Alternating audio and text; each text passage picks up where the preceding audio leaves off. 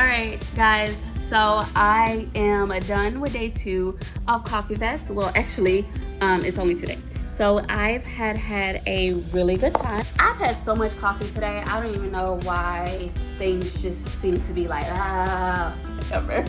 I'm saying whatever to myself. Coffee Fest was such a great time. I'm so excited. I met some incredible people.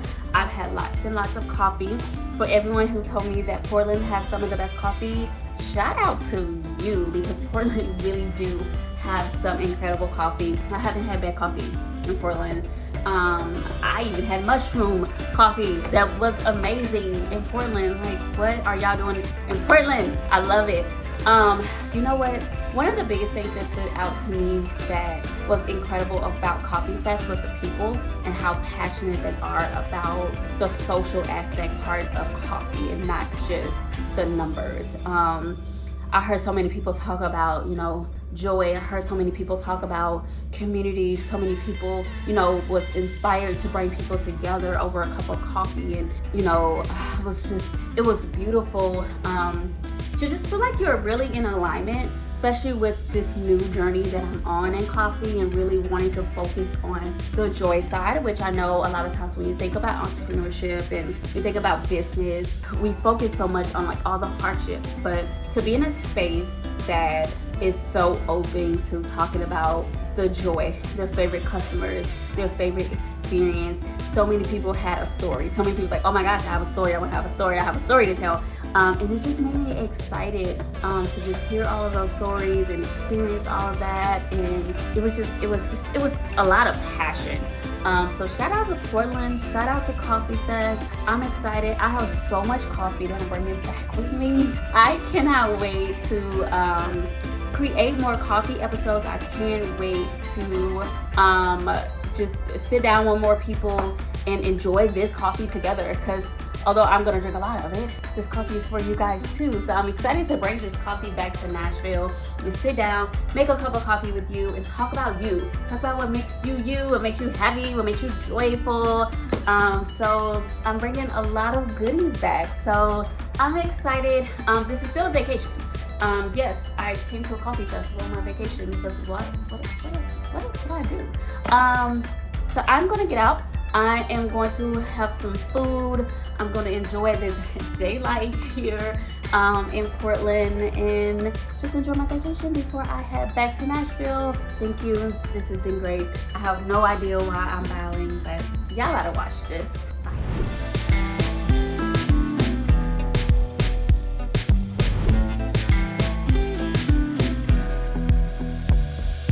Hi, my name is Arturo. I'm the founder of Katu Yerba Mate.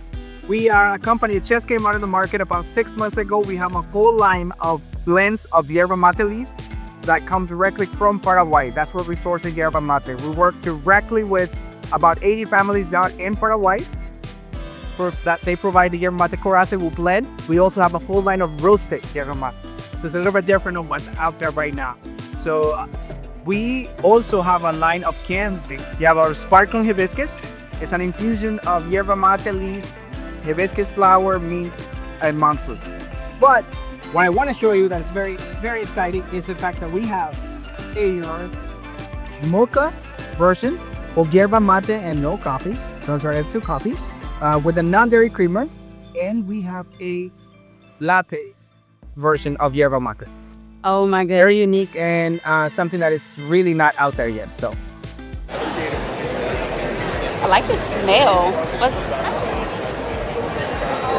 you're gonna get some notes with what you're tasting. You're gonna taste the yerba mate, the roasted yerba mate, which is sort of like a green tea. It's different, but I like it. Yeah, it has a non-dairy creamer, and you're gonna taste the agave. Non-dairy creamer. Yeah. So for anyone that's maybe lactose intolerant, they can easily drink this. I typically for like cold brew coffee, I'm like, I'm always scared, but I like this.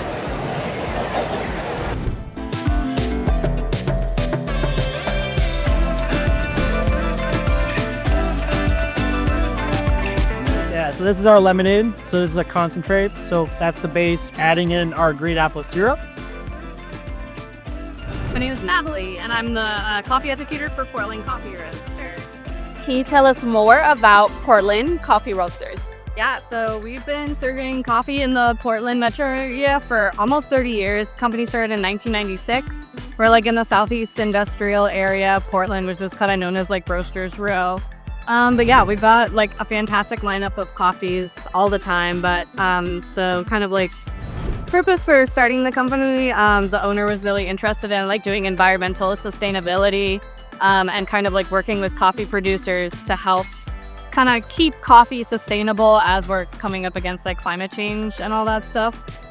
So yeah, we've just been at it for 30 years, and I just love working for Portland Coffee Roasters because they're really good at hiring people that are insanely passionate about coffee and yeah, not really in it necessarily to make money, but to create community and to kind of just like broaden the kind of sustainability effort throughout the whole industry. So yeah, I feel like we do a pretty good job about that. And look, the Portland coffee community it's like kind of a cheesy saying, but it's like, it's community, it's not competition. Like everybody in this city is really good at collaborating and sharing resources and information and like working together. Like coffee nerds in Portland, like we really just want to see each other to be happy and have fun. So I feel like that's kind of like what we're all in it for anyways.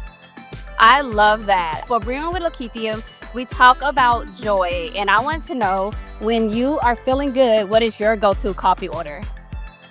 Okay, if the sun is out, I'm gonna get a really, really short iced latte. I call them baby ices, but it's like 10 ounces of milk, a double shot of espresso, and just like filling the cup up with ice because I just like to like slam it and go do whatever I'm doing.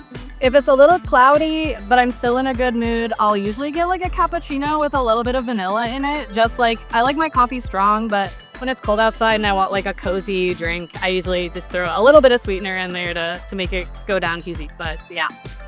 Thank you. Hey y'all, my name's Alex from Mae Coffee Roasters here in Portland, Oregon.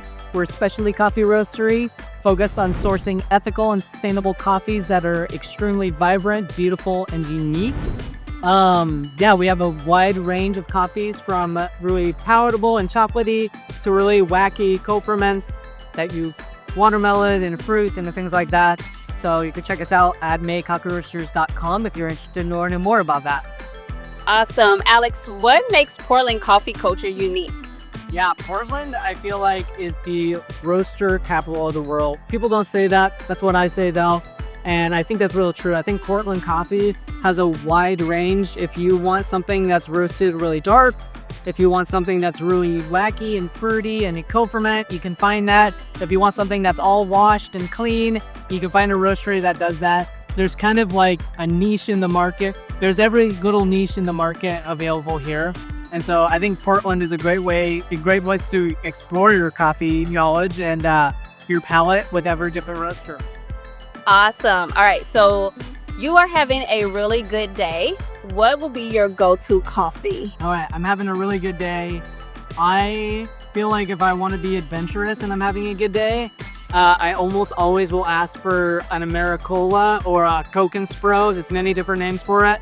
It's a double shot of espresso thrown over like one of the glass bottle made in Mexico Coca-Colas, and it's amazing.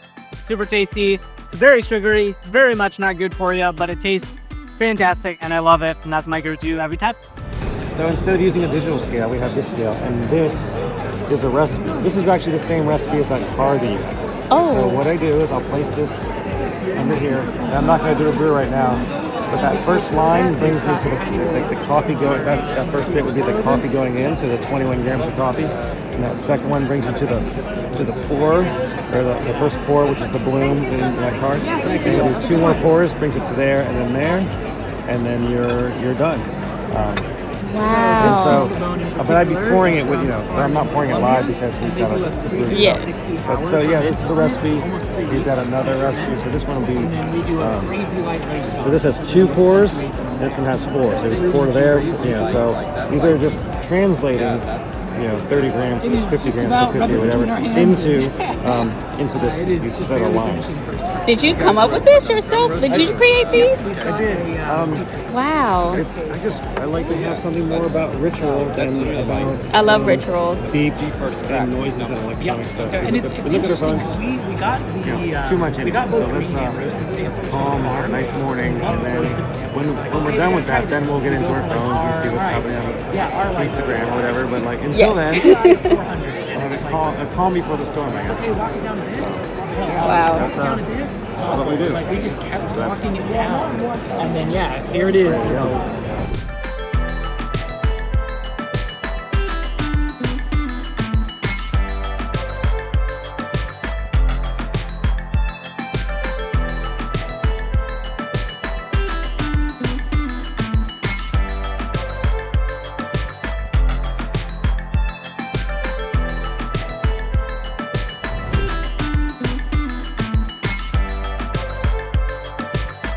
Hi, my name's Jordan. I'm over at Deadstock Coffee.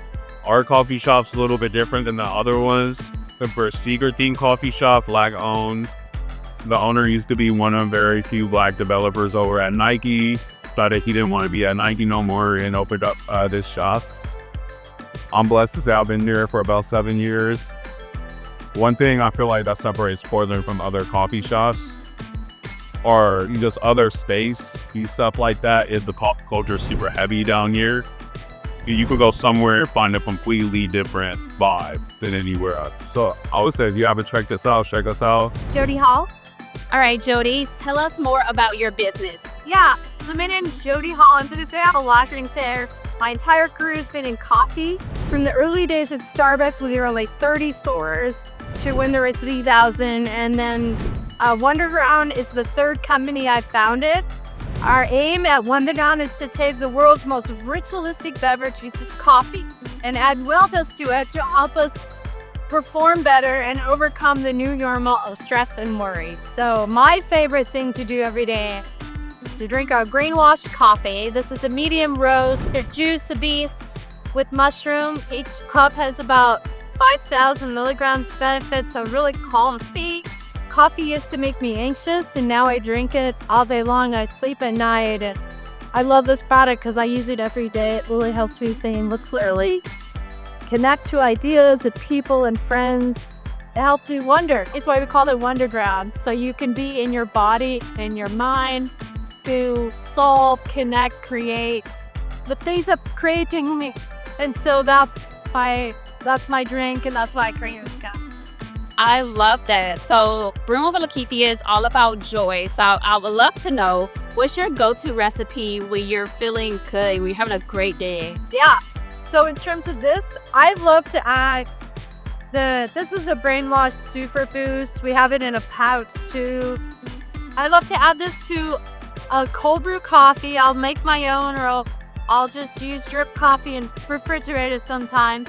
Add it to my cold brew and add about 20% of the volume of like regular dairy milk or oat milk, and add this to it. It is like sunshine on a cloudy day. It totally helps you focus. It's delicious. It's refreshing because it's just a little milk and not all milk. Anyway, that's my favorite. I love that. Hi, I'm Chris from Intelligentsia. Can you tell us more about say that again? Intelligentsia. Intelligentsia. I like that. Can you tell us more about the business? Yeah, no, so we're coming up on about 30 years old. We started in Chicago. We were part of the big push in specialty coffee to not just buy importers, but also to, go to origin, make connection with farms themselves. That direct trade is really what set us apart pretty early on. And we just always wanted to do our very best to source in terms of roasting and in terms of training our baristas and our teas to make sure that everything you're getting on one of our cafes is just an incredible, well-balanced cup of coffee.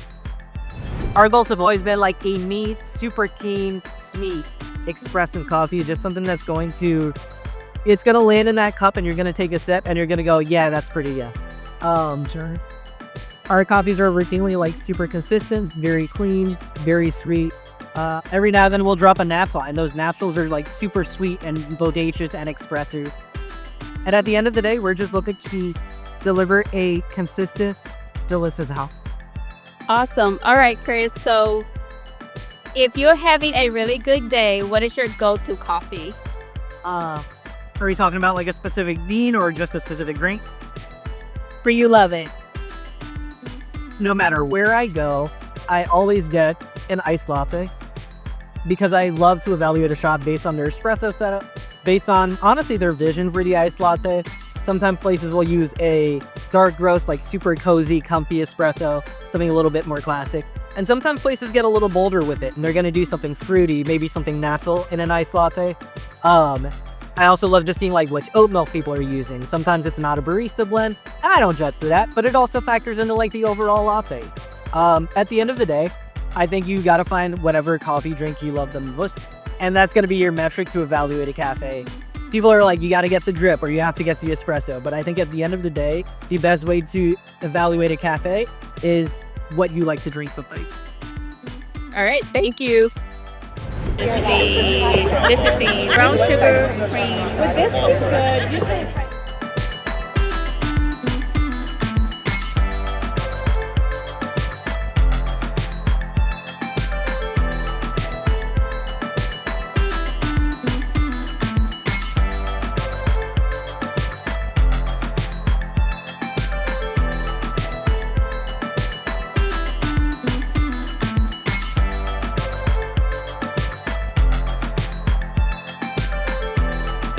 people have experiences that it's a mix of oceanic, hoji chop, yeah.